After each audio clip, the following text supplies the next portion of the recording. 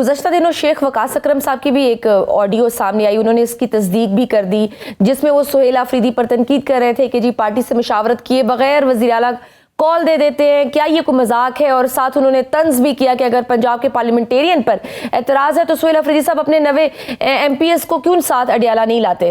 अगर पार्टी के हालात ये हों और इस तरह की ऑडियोज सामने आए तो फिर कैसे हम एक्सपेक्ट करें कि 8 फरवरी या कोई भी एहतजाज आप कामयाब कर सकते हैं, मुअस्सर कर सकते हैं। नहीं देखिए, बिल्कुल जी, ये तो एक ऐसा मामला था जिसमें हादसाती तौर पर ही वहां पर बैठना पड़ गया, सारी सूरत हाल अचानक धरना देना पड़ गया, जिसमें ऐसी सूरत हाल, क्योंकि स्ट्रेटजी एक गुफ्तगू हुई हमारी आपस के अंदर, जिसे बाहर किसी एक जो दुश्मन है पाकिस्तान तहरीक इंसाफ का, उसने लीक कर दी। ये तो हमारी इंटरनल गुफ्तगू है, बाकी इंशाल्लाह ताला पाकिस्तान तहरीक इंसाफ मुनज़्ज़म है, कोई ये नहीं है कि किसी वो तो आपकी अपनी पार्टी का ग्रुप था ना, तो इसका मतलब है पार्टी के अंदर से ही खबर लीक हुई है ना। बिल्कुल अंदर से किसी ने की है। शेख वकास अकरम साहब तो कह रहे थे कि मैं तो खुद भी जानता हूं वो कौन है।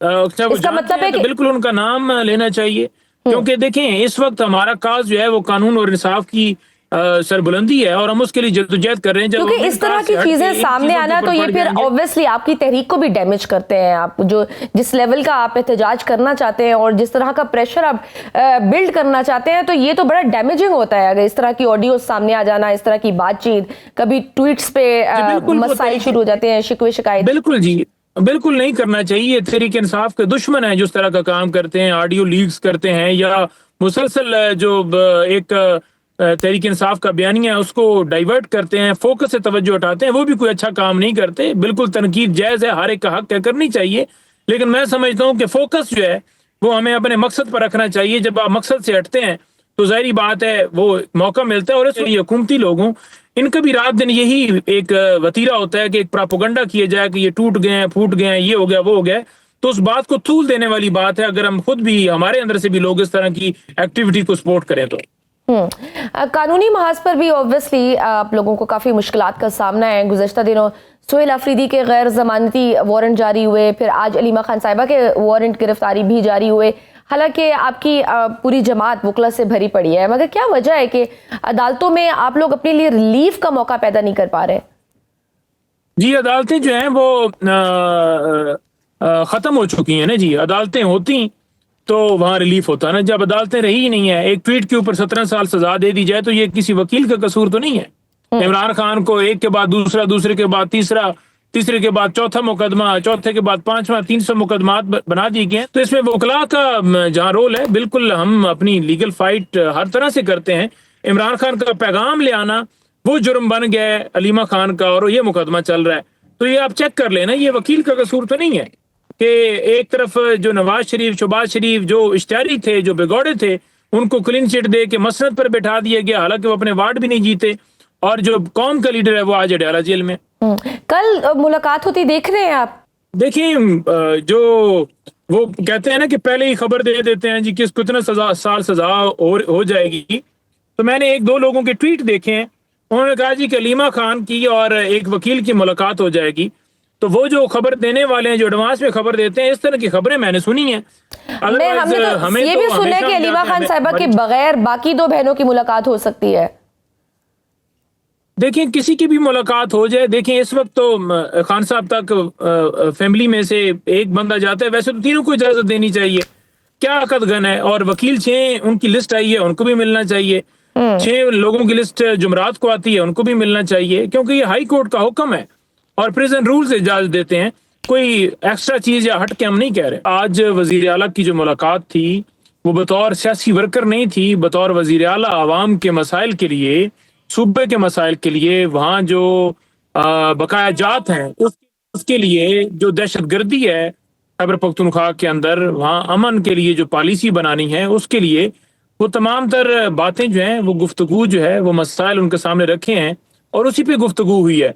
अब देखें, जहां तक आपने बात की है कि जो वफाक की पॉलिसी है ऑपरेशन वाली, उस पॉलिसी को हमारी सूबाई हुकूमत ने, पाकिस्तान तहरीक इंसाफ ने मुस्तरद किया है, और हमारा मौक़िफ़ यह है कि तमाम जमातों के नुमाइंदों को ऑन बोर्ड लिया जाए, तमाम मुमाहिदीन को वफाक बैठे, वहाँ जो अफगानिस्तान की गवर्नमेंट है, वहाँ के ऑफिशियल्स हैं वो बैठे, اور بیٹھ کے ایک لائعمل بنایا جائے، بند کمروں کے اندر 2-4 لوگ فیصلہ نہ کریں. ان فیصلوں سے ملک کا پہلے بھی نقصان ہوا ہے. تو ہمارا موقف تو یہی ہے جی. تو یعنی کہ آج کی ملاقات میں پھر اگر سہیل آفریدی صاحب نے یہ موقف رکھا ہے تو پھر کیا ادھر سے کوئی رسپانس آیا، کوئی کنسنسس ڈیولپ ہوا؟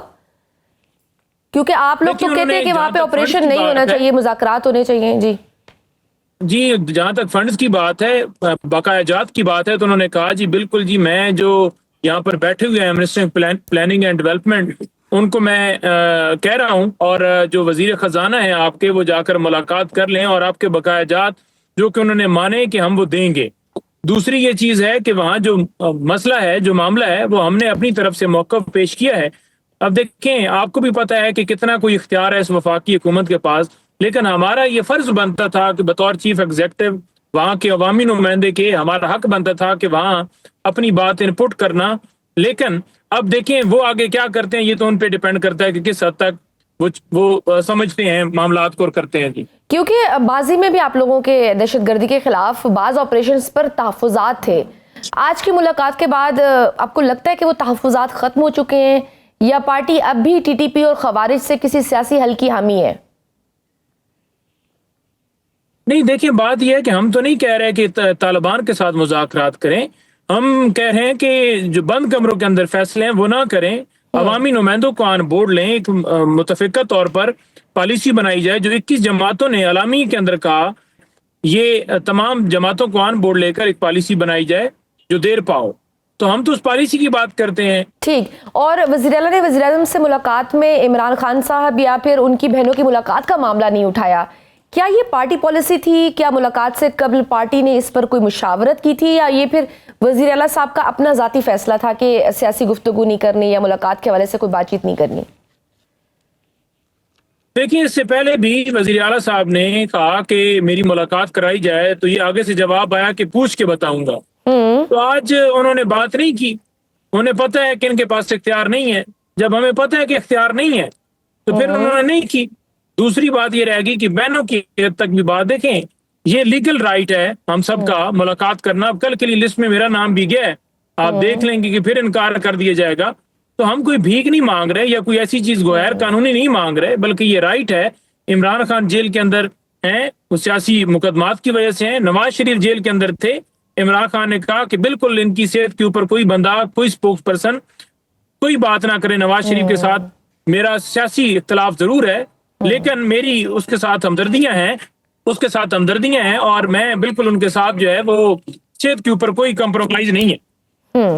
تو کوئی ہم دیکھ سکتے ہیں نعیم کے عید کے بعد جو وزیر اعظم سے دوبارہ ملاقات کا جو امکان ہے، وہ کیا 8 فروری کے احتجاج کو نرم کرنا یا پھر اس کو مؤخر کرنے کی وجہ بن سکتا ہے؟ کوئی اس طرح کی کوئی ہم دیکھ سکتے ہیں کہ اس ملاقات کے بعد شاید کوئی بریک تھرو ہو جائے، شاید کوئی ماحول میں ایک جو سیاسی دباؤ ہے وہ تھوڑا کم ہو، کوئی راستہ نکل آئے؟